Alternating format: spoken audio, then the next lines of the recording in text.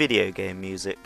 For me, this is one of the key components that make up a fantastic game and keep it memorable. Even an objectively bad game can be remembered fondly for its music alone. The evolution of technology has allowed us to surpass the limitations of using specific video game system sound chips only capable of using specific sound fonts, going from this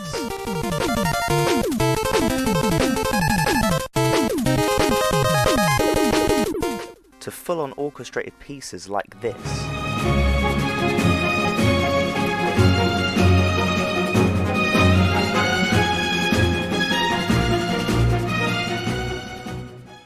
That's not to discredit any music made with the limitations in place, as there are a plethora of amazing compositions, many of which I would consider my all-time favourite game soundtracks. In fact, many games are made today using the same visual and musical aesthetic as games made in the past, a testament to just how well made and loved the classics are.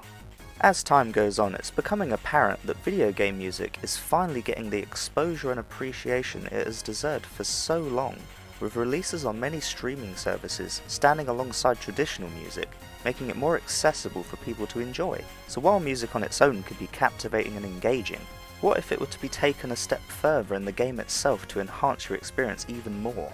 That's where changing up the music in response to the player's action come into play.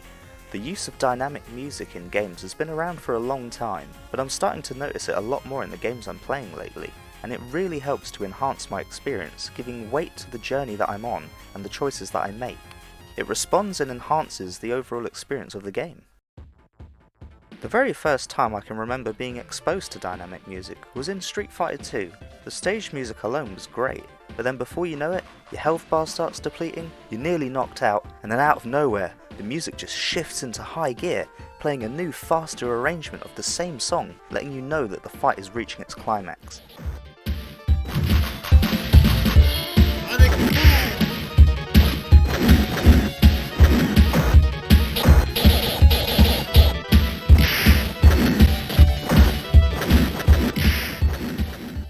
And while it only seems like a minor thing, and it could just be me, but I think it does a really great job of giving audible feedback to the player and getting them hyped or panicked for the end of the fight. It's clear just how impactful it was to me, as to this day I've always liked the feature and I always remember it, plus the faster arrangements of the songs are pretty great in their own right.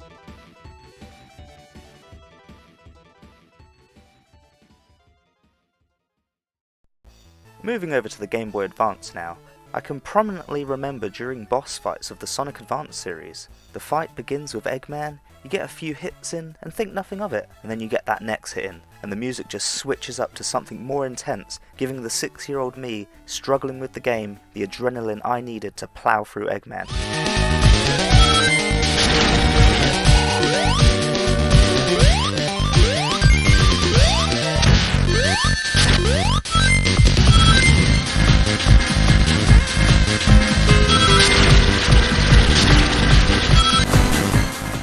And while not technically dynamic music, I have to commend the different musical arrangements between acts of a zone, which do a similar job in making the game feel like a progressive journey.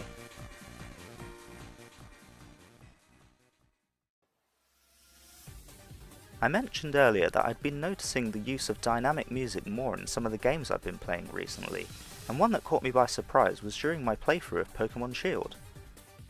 It had been a while since I'd last played a game in the series, so I wasn't sure what to expect, but I was pleasantly surprised to see gym battles taking place within a proper stadium, complete with a full crowd, which added a lot of atmosphere.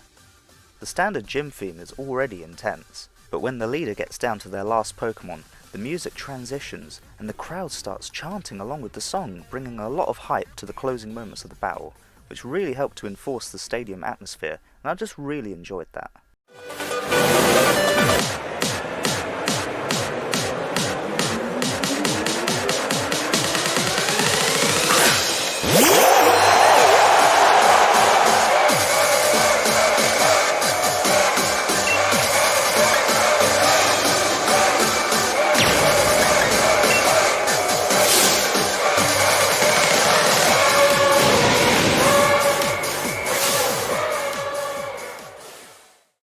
Time now for some quick-fire honourable mentions. We've got speedrunners.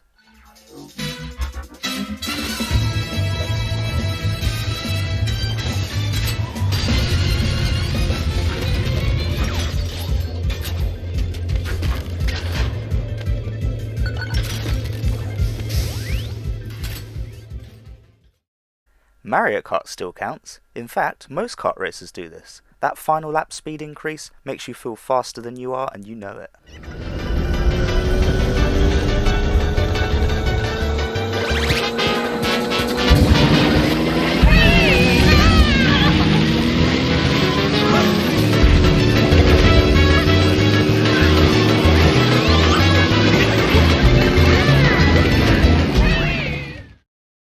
Another one of my favourites is Pokemon Black and White.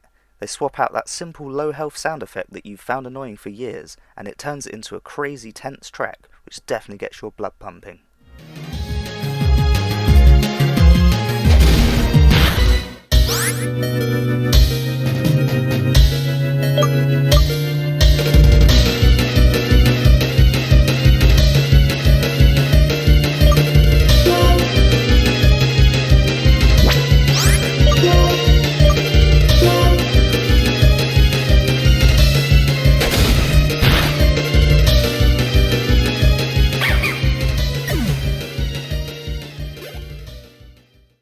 Slightly cheating with this one as it doesn't change mid-track, but it deserves a shout out anyway. The Phoenix Wright series manages to squeeze tension out of moments by using ramped up arrangements of the testimony theme, letting you know that the witness is getting to breaking point.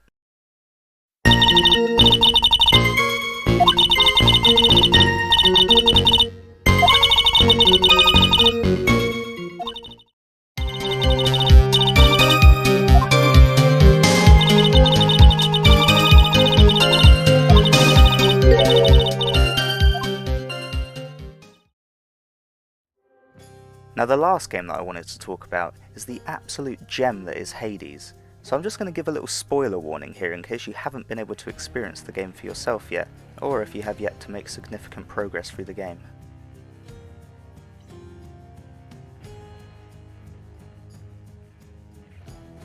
Now this game is something special on its own, but we aren't here to talk about just how good it is. We're here for the music, and much like the other examples I've talked about, Hades goes all in with making your journey feel progressive. The music starts off with a somber percussion during the first few encounters until you clear the room full of enemies, and then the music reduces into either silence or a softer piece, giving off tranquil vibes after the fight. Depending on which area of the game you're in, this can consist of the main riff relaxing into a soft bass version of the track. The music adapts to the level of threat in most circumstances, with mini-boss areas going hard with electric guitars all in the lead up to the boss encounter, which hits you with an absolutely killer arrangement, letting you know that you're in for a tough fight. This all culminates when you finally make your way to the game's final obstacle, Hades himself. Now the first phase begins with the slower main theme of the game, with the boss's attacks being slower and more telegraphed. You manage to take out the first phase, all is calm for a brief moment, but then Hades lets out a circular pulse and the music revs up faster and more menacing than before, with Hades adding additional attacks and becoming slightly faster to match.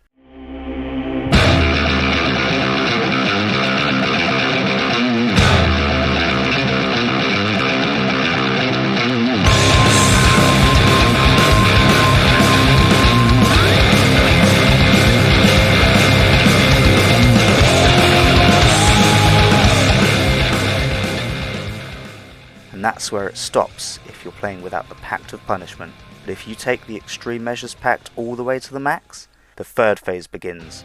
Your vision becomes obstructed by darkness, and then your ears just become blessed with the third phase's insane music, layering on more levels of instrumental bliss. The electric guitar becomes frantic to match the pace of the fight. The build-up of music during this one boss is just incredible, and it really does go a long way in demonstrating the threat that you're going up against. Absolutely incredible music direction.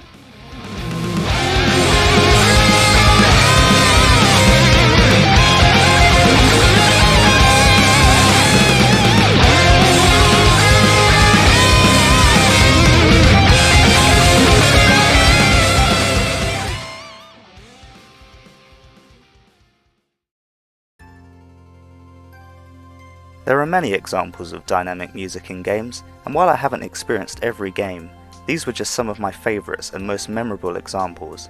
I would love to hear some of your favourite dynamic musical moments, so please feel free to let me know in the comments. Tell me about your memorable experience, and perhaps I'll be able to experience them for myself one day. Thank you so much for watching. I hope you enjoyed my dive into dynamic music.